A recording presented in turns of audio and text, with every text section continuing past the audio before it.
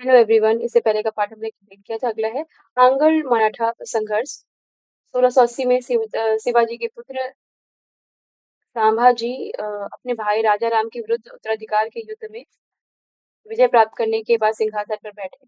1818 में होलकर राजवंश ने ब्रिटिश के साथ मंदसौर की संधि पर हस्ताक्षर किए। शिवाजी के छोटे बेटे का नाम जो तीसरे छत्रपति थे साहू। शिवाजी ने 1660 के दशक में हमलों की श्रृंखला का नेतृत्व करने के लिए गुरिल्ला रणनीति और सैन्य रणनीतियों का उपयोग किया।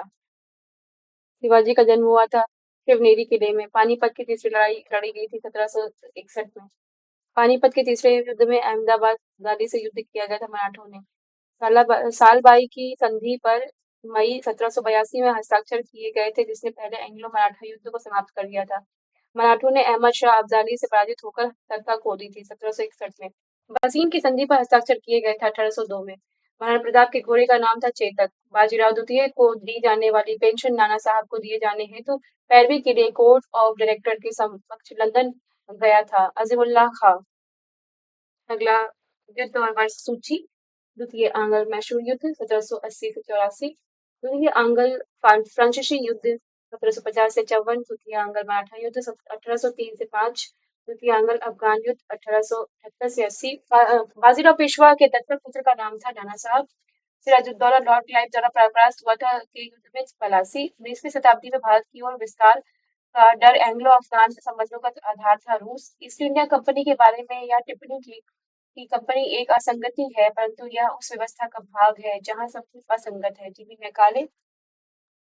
बाजीराव प्रथम या बाजीराव बल्लाल पेशवा बालाजी विश्वनाथ के पुत्र थे।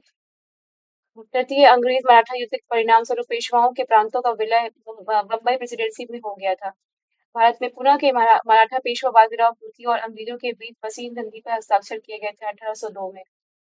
सालबाई की संधि हस्ताक्षरित हुई थी वर्ष 1782 में। पानीपत की तीसरी लड़ाई लड़ी गई थी 14 जनवरी 1761 में।